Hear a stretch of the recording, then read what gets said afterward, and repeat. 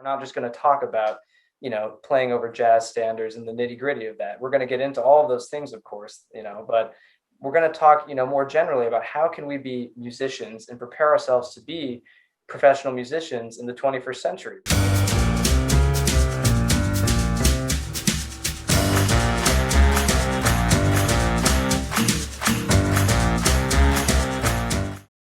Hello, everyone. Welcome back to the New York Jazz Workshop interview series on Zoom.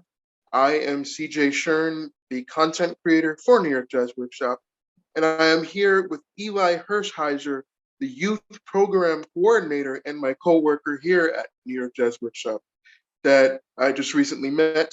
And I am very, very excited to talk with him today about the school. We're going to be launching a youth program, and Eli himself is very, very accomplished. He's been working with Mark Momas and Marco Kello for a very long time now on developing the program, the seeds of which I believe you told me were 2019, before COVID started. You did a lot of sort of preparatory work, a couple of workshops. There was the teen program at that time. And then you've also sort of, because of our post-COVID world, you've sort of expanded the scope by having a lot of students from other areas of the country, such as Alabama and Oregon.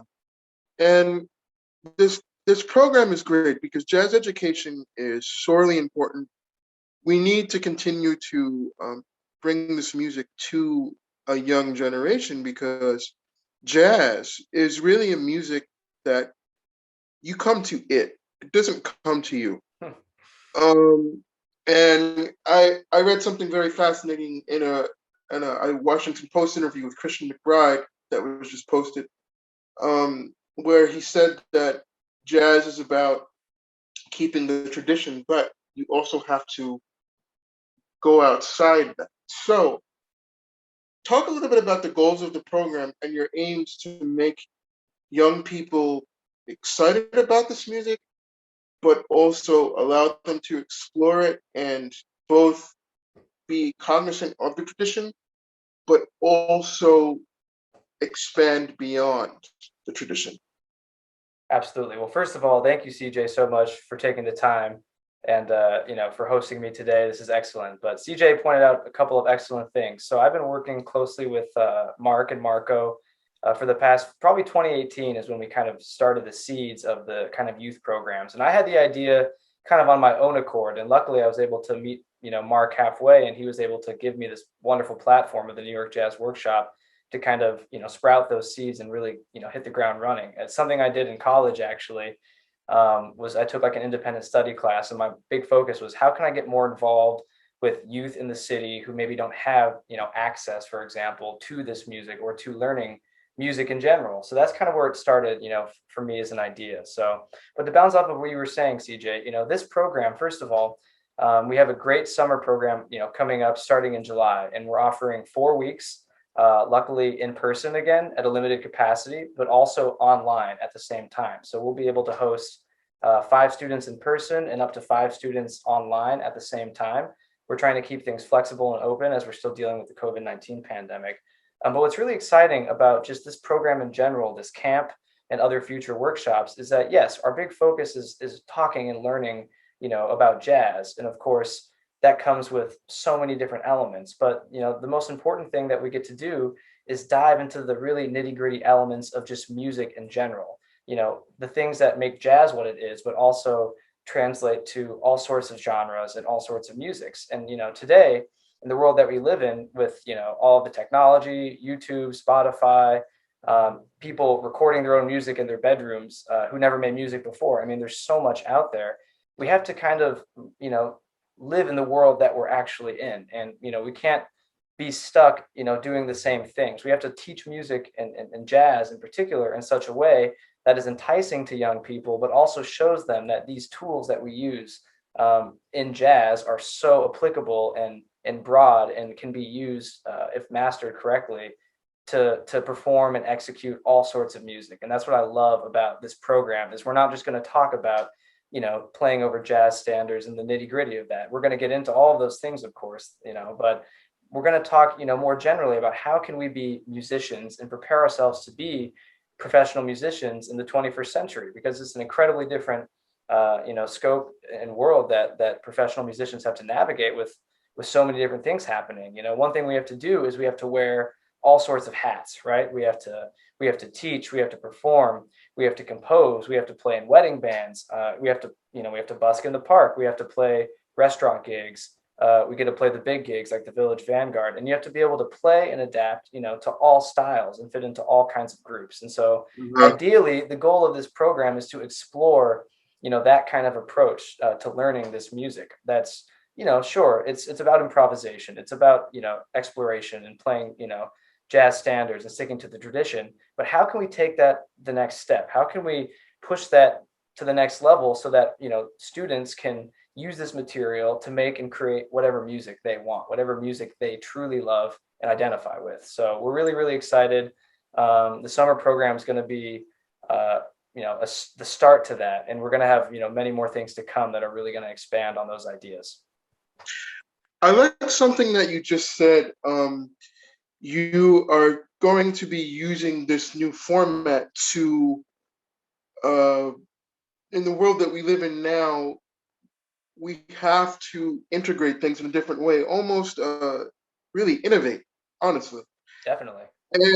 And something, a couple of things that you just said really struck out to me strongly. And one thing is, you just talked about having a group where you're going to have 5 live musicians and 5 musicians over Zoom or something like that. So I'm very curious about how you're sort of going to be able to integrate uh, the live playing aspects with latency, and also you mentioned something about using jazz to uh, give the students tools to be able to play the music that they love. And my theory teacher Chase Baird, who's a fantastic saxophone player, he plays with Antonio Sanchez, Hmm. and he plays with a group called Circuit Kisser as well as Right. as well as other things. Um, he has talked to me, and I've interviewed him for our what formerly was our podcast series, now the interview series. Um, and he's sort of been aiming to go to a place musically where he's using his jazz training to go in other directions. And I think that's very cool, and that's something that is not often talked about. And when you look at the so-called jazz police, that kind of idea sort of scares them a little bit. Like, Hmm.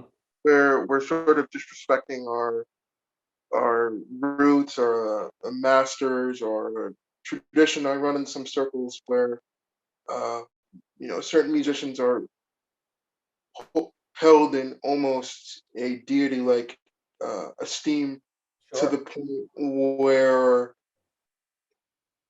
the bar that they set is so high that it's impossible but to try to top. But again, we have to take those things and create something new. Um, Another thing I wanted to ask you about, Eli, is the weekly workshops and the potential growth of this program.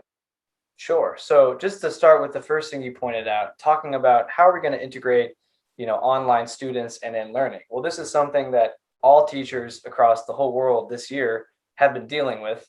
And sure, it has its faults, and it's much more difficult to achieve, with music. But there are some platforms and some, excellent resources. One in particular called Jam Kazam, which does allow you to, more seamlessly have real-time online players with real-time in-person players, you know, pretty much be in the same place. And so, a part of this too is, we have to adapt and change, and we have to try new things. And, sometimes it's going to work really well, and there's going to, always be issues along the way. But, luckily as teachers, me, as a music teacher, some of my colleagues who teach in the Department of Education system here in New York City, now that schools are back in session, it's something that we've adapted to already. It's been a year, and so this is something we've had to deal with and talk about amongst ourselves, amongst our community, about how can we make this the best for every student, because that's what's really important, is making sure the students online and the students in person are getting as close to the same experience as possible, and that everyone is learning and able to kind of take in all the information that they can, right? So it's going to be we're going to do some tests, we're going to do some trials, but I think it's going to be really, really awesome. And we also want to make sure everyone feels safe, and so that's why we're offering the online and live option, because obviously this is a crazy world, and COVID has been very, very difficult for so many people. So luckily we're able to offer both, and we have a very safe space, and we're really looking forward to that. So to answer your question you just ended with, before I talk more kind of about jazz as a vehicle for other mediums and other musics, we have a lot of other exciting workshops on the books. We have actually a weekly workshop right now that's generally kind of an extension or kind of continuation of the summer camp. It's basically an ensemble, I guess you can call it an improvisation ensemble, that meets weekly every Saturday at 10 a.m. and 12 p.m. There's going to be 2 different time slots. And essentially it's open to all instruments, vocalists, woodwind, brass, rhythm section, everybody. And the whole point of this workshop is going to just be exploring, improvisation and group ensemble playing, whether it's in the sphere or realm of jazz, might depend on, what the students' interests are in the class. Maybe it's going to be rooted more in that tradition. And also, especially when talking about the theory, the ear training, and the application of those things. But the goal with it is to kind of, again, grow from this and allow students to explore music that they want within this workshop in a safe environment that's mostly that's fun, and that everyone is an equal in. I think that's really important, and sometimes lost in, especially in like a jazz conservatory environment. It can be very intimidating, but this workshop is designed to be incredibly open, with the music, with the communication. And what I think is really, really great about it is the potential for growth. Is so many other styles of these workshops. We want to offer composition workshops for students, students who are interested more in kind of DJ or mastering and mixing, hip hop music, R&B music. We're going to hopefully be able to offer, courses and ensembles that are more focused in those styles as well, and that are more kind of in tune and relevant with, the music that people are listening to and creating, right now as we're having this interview, in 2021. And that's super, super important. We can't disrespect the tradition. And I'm a person who came from the roots. I grew up when I first, I found jazz. It didn't find me, I found it. And I fell in love immediately. And I started with, Jerry Mulligan meets Monk, that record in particular, because I was a baritone player before I was anything. Oh, wow. And that was one, the way I actually just listened to that today for the first time in probably 10 years, to be honest. It just brought me way back. But, I came up going all the way back to, the beginnings, because that's how my teachers taught me to respect it.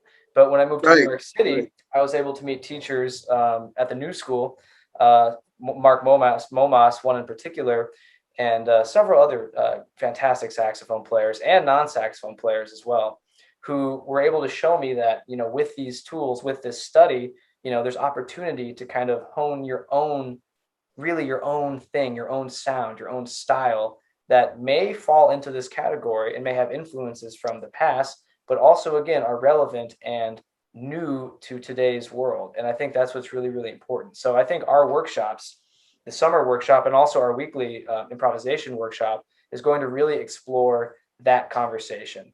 So it's more than just playing too, right? It's not only about playing and learning, it's also about, talking about what's going on in our lives, what's going on in the world that we live in, because music is informed by all of these other things, right? It's informed by politics.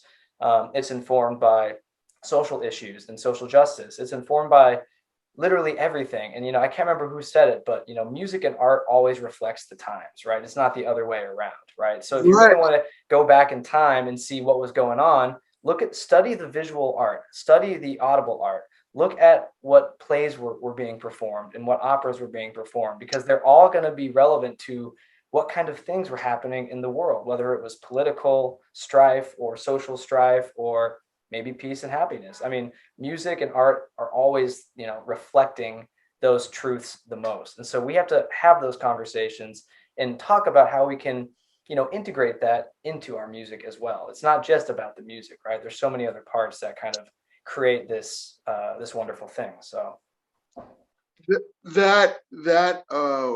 The point that you just made, that we need to look at the music in terms of the context of the time it was created, is so important. Like today, I just was listening to Free for All by Art Blakey, which is one of my all-time favorite records. love that And record. yeah, there's a way that Boo Hana, Art Blakey, which is that was his Muslim name.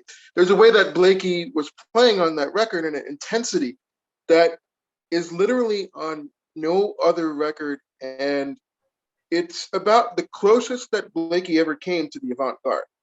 And he's basically playing in a way that's more like Elvin and Tony Williams. Like, he's not playing the hi-hat like he usually did on 2 and 4. He's playing it in all sorts of different places. And that record was made in the middle of the civil rights movement. And in 1961, Blakey made a record called The Freedom Rider, which also was informed by the civil rights movement. And that title track was actually a drum solo. And there was a definite charge of what was going on in the times with that record. I mean, Sonny Rollins' Freedom Suite. And then I'll go for one recently. My very good friend Antonio Sanchez made a record a couple of years ago called Lines in the Sand with his band Migration. Antonio, as people may know if you've heard my podcast with him on the New York Jazz Workshop site in the past, he is from Mexico, and he became a citizen before Donald Trump became president. And the album was a statement about like people's journeys and the struggles almost of not just him, but all people who immigrated to this country. And, the album was very, very controversial. And then also, Antonio's probably one of his, biggest associations, who everybody knows that I'm an unabashed Pat Metheny fan, that I love everything that he's put out, and everything on every record to me is good because I've taken the time to really listen and absorb the details. Pat made a record last year called From This Place. And the title track, which is beautifully sung by Michelle Ndegeocello, is a sort of statement on what sort of the aftermath was in that 2016 election. And the first track on the album is this amazing cinematic piece called America Undefined, which if you've never heard it, it's unbelievable. It's sort of like almost a question about the past and the present of this country and what is it. But there were a segment of Metheny fans who were incensed that he was making a political commentary. And of course, if you know Pat Metheny's music, you know that he has always been politically active and socially active on some level.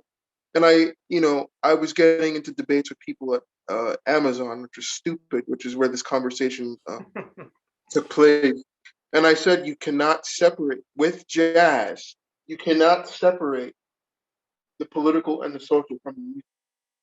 Because there's a lot of people who just listen to jazz. Oh, it's so romantic. It's so cool. I just love the way it makes me feel. Yes, you can listen to it on that level, but if you want to go deeper, there's this other level that's incredibly fascinating. And there's so many records. I mean, there's what the heck is his name? His sister, Samora Pender Hughes, plays with Christian. Christian Scott. Ajutunde, yeah, Christian Scott. Her brother made this tremendous record I didn't hear the whole thing, but it was, basically what it was like being black, and socially now it's incredibly, and a lot of people don't like to look at that. We sort of have to. This is what this music is. This is what this music was Right. built. It's built by African Americans, and we've kind of gone on a little tangent here, but I really like the aim of what this program is going to be, and how how do you hope to grow it so that kids who may be interested in jazz or other kinds of music will be inspired to move forward? Well, I think the biggest thing is, through the actual classroom learning and, the experience that, I'll provide, as a teacher, but, my other colleagues who are incredible musicians, incredible teachers who have been doing this for years, but are also incredibly open-minded and keen on exactly what you're talking about, CJ, which is, we have to be informed about what we're doing, especially someone like myself. I'm a white man who is playing this music, which traditionally is, it's Black music. But you Right. have to, pay respect to, where this music comes from, how it's developed, all of these time points and periods and how it's transitioned. And again, how it has reflected society. But what I'm excited about, in this workshop in particular, is just giving students a voice, not telling them play these scales over this form. You Hmm. have Hmm. to play this kind of thing on that. With my students, a big part of my approach is letting them be themselves. Maybe it's not always, theoretically or technically right, so to speak, but you Yeah. can't take away, their individuality and their true, feelings and emotions that they're trying to portray. So my goal with this program in particular, whether it's through the weekly workshop, through the summer workshops, or any future workshops, is to help students really cultivate their own, ideas and thoughts, and how find a way to help them express it, you know, as best as possible through, improving your technique, learning the nitty gritty things about how to play over chord changes, or how to play over modal changes, or even how to play freely and improvise, with each other without any parameters. But the whole goal is to encourage, communication through the music, communication with each other, and respect, most of all, for everybody, the music, each other. And if people are being themselves musically, it's okay to do that. And we're going to create a space where students are going to come in and they're going to be able to be who they are, and play the way they want, with guidance, of Mm-hmm. course. And that's always been my approach, to teaching. And I think it's probably because I had several mentors, even before I moved to New York City. I come from Omaha, Nebraska originally. People don't typically think of Omaha as a big jazz city. It used to be more of a hotspot a long time ago. Obviously, Kansas City, St. Right. Louis, and these other Midwestern towns, there were a lot of really terrific musicians who came from those places. And Omaha used to be on the map a little bit, but I was very lucky to go through a public school system who had a teacher named Roger Groth, who taught there for 30 years. And his passion and dedication to the music, but also to teaching, to helping, his students become the best musicians and people they could be, is really where I draw a lot of my, initial inspiration. And of course, a lot of that got fleshed out through teachers I met at the new school, Mark being one in particular. Chris Byers is another cat who's really helped me a lot, who helped me really just encourage me to just, shed some of those inhibitions, and just be myself, let these things show. Right. Right. Some of those hardcore people who are really in the tradition, they're not so much like that if you're trying to play a certain way. But there are plenty of musicians out there who want that and who encourage that. And I'm lucky to have met some of those people. And luckily that's, rubbed off on the way that I approach a lot of my students as well. So I think that's what's really different about this program is it's incredibly open. We're going to listen to ideas from our students, and we're all going to, help each other put this product out there. At the end of these classes, whether it's the workshop, the weekly workshop, for example, or the summer series, there's going to be performances, opportunities for students to actually play in New York City at places like Savannah, the Shrine, maybe even a place like Smalls Club, which, New York Jazz Workshop has hosted sessions there before. We're Right. giving the students an opportunity to actually showcase, their individuality and expression, after putting in all this hard work. So we're really excited. I think, there's a lot of potential here, and the goal is to just keep growing and expanding and introducing as many different, ideas, ensembles, classes, styles as possible. So that's really what we're trying to do with the Kids and Teens New York Jazz Workshop program. Wow. That's that's really, I think that's a goal that is absolutely noble. And I think when approached with the right mindset and the openness that everything that that Mark and Marco both have, it's it could happen. I mean, one of the things I love about them is that they basically let me do whatever the heck I want. They do Exactly. give me like a direction, and it's it's it's great. But before we close Sure. this interview, the one thing I want to ask is, we were talking about some other institutions earlier, well-known institutions, the New York Jazz Academy, obviously Jazz at Lincoln Center, which is probably the biggest known institution in New York Right. for jazz. There's the Manhattan School of Music. There's NYU, which my friend Lenny White, the excellent drummer, teaches at. Right. Um, how is the New York Jazz Workshop different from those schools? Because if we look at Jazz at Lincoln Center and their modus operandi, and I told you about the ECM concert that I went to before we Right. started, um, they're very much into jazz as sort of a repertory museum piece, like the way Beethoven and Tchaikovsky and Mozart and Hmm. Stravinsky are, sort of played by orchestras all over the world. Right. So how is New York Jazz Workshop different and making things relevant? So I think that's a great point. You have to look at these other places because there's so many great, education, music education resources in the city. There's a ton of programs out there. Everybody's going to fall into a different kind of category of what they prefer and what they enjoy. But I think what really stands out about, the workshop, the New York Jazz Workshop, as opposed to the Lincoln Center or the Jazz Academy, is again, we're while we respect the music as a tradition, and obviously we want to preserve this wonderful music because it is an American music. It is a Black American music especially, but it's ingrained into our culture, so we have to pay respect to that, but we cannot hinder ourselves as professionals by getting stuck. We have to create music that is relevant to today, and we have to use these Right. tools and these elements from jazz music, but also classical music, modern, contemporary classical, old classical, pop music, R&B. We have to bring music from all different places into our brains, and we have to try to execute that.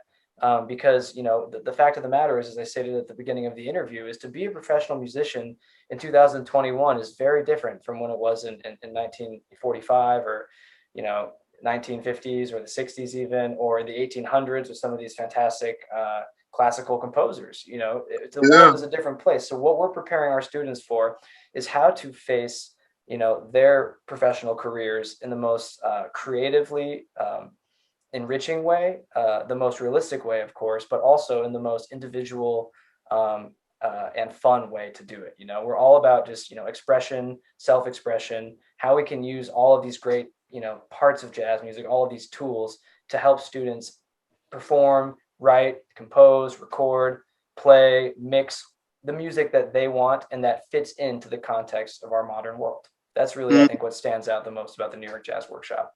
yeah. That's yeah. That's particularly important. Are there any plans? You mentioned classes to teach with mixing and mastering R&B, hip hop.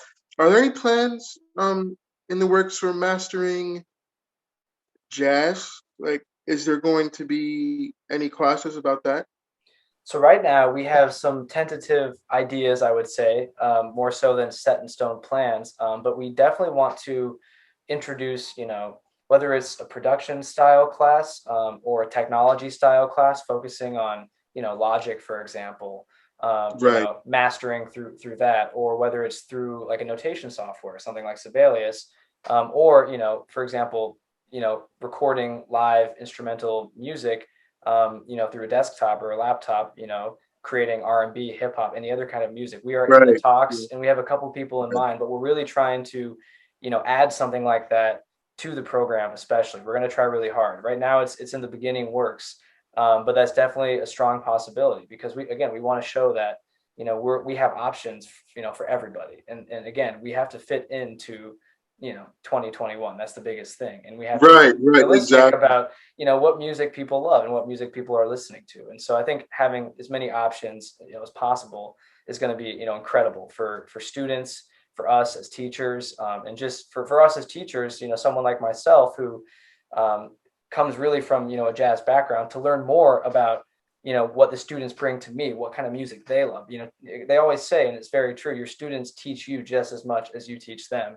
And so it's an opportunity for all of us to kind of help each other grow and explore totally new ideas and stuff. So I think it's Right. really, really exciting. We have a couple prospects on the course, and so we're really hoping to get this launched off with our weekly workshop, of course, on Saturday, as well as our summer series starting in July.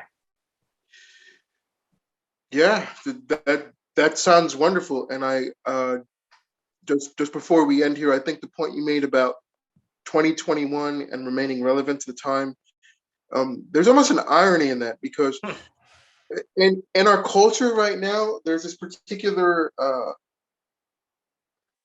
reverence for nostalgia Mm, and what was before, and there's a number of interesting perspectives on that. I remember a video, I forget the guy's YouTube channel, but he was talking about the sort of interest in 80s futurism and the whole vaporwave music thing, sort of yeah, using like the sounds of that era. And really, the nostalgic aspect for him came down to, it was a promise of a future that didn't actually happen. hmm. So that's sort of like what what the appeal is. But I'll be 40 years old in a month, which is kind of terrifying. And It's not so bad. I I also play video games, and the retro craze is a thing now. Like, It is. um, they're making a new Teenage Mutant Ninja Turtles game, Wow. um, with the That's original incredible. with with the original sprites that Turtles in Time had, the arcade game back in the 80s, like that sort of aesthetic. And That's then incredible. yeah, one of my all-time favorite games, Streets of Rage, which was a beat 'em up that was on Sega Genesis. After 26 years, they made a sequel for PS4, and it's absolutely amazing. Wow, that's incredible. Um, and Well, it's kind of funny you mentioned that. I'll say one last thing. I've always talked about this feeling. So if you live in New York City and you walk around the streets, people are dressed like they're straight out of the 80s. I mean, it's just the pants, the baggy pants, the crazy shirts. I mean, it's hilarious, especially yeah, in Manhattan, in the Village, in Williamsburg. I mean, it's just one of those things. You're like, wait a second. But also with music, I always say, as of late, I feel like people, because of the nostalgia, there's like this resurgence of kind of romantic kind of thing to music that and when it comes to classical music, after like Schoenberg and atonalism happened, and all this other stuff, expressionism, it kind of changed that world. And now I feel like in all kinds of musics, we're kind of going back to this kind of comfortable, yeah, like you said, nostalgic zone, in a sense that uses elements from that. But again, there's a way to use those elements and keep it fresh so that people will feel that nostalgia, but also be like, wait a second, there's something a little different here. And what is that exactly? And what does that mean for what's to come? So I think that's what's really, right, I think exactly. that's to me incredibly exciting, about the music. And that's what I'm the most excited for. I just can't wait to see how it all kind of transitions. But I think we're living through a very incredibly incredible change with not just music, but just culture and arts in general. I think we're seeing a huge kind of flip in the way just music is, way it's going to be performed, the way it's going to sound. I think it's really exciting. So I'm really happy to be, a part of it in a place like New York City. Happy to be a part of it with an organization like the New York Jazz Workshop, especially. And as a Mm. saxophone player, I think saxophone is always going to have a place in all sorts of music. And, I think acoustic instruments are going to come back in style pretty soon too. So I'm looking forward to that. Yeah, there, and we could talk a lot about that. We could save that for another interview, but Sure. Eli Hershiser, it's been an absolute pleasure. And just on behalf of the New York Jazz Workshop, I'm CJ Shearn. Peace, love, groove, and keep swinging, everybody. It's been a while since we might need to edit that part. That's okay. All right. Well, CJ, thank Actually, you so much. You've been an yeah, incredible host, and this has been excellent. I'm very, very excited. yeah. Thank you, Eli. Of course. We'll we'll talk soon, okay? Okay, that sounds good, CJ. Take care. All right. Yep. Take care. Bye bye. Bye.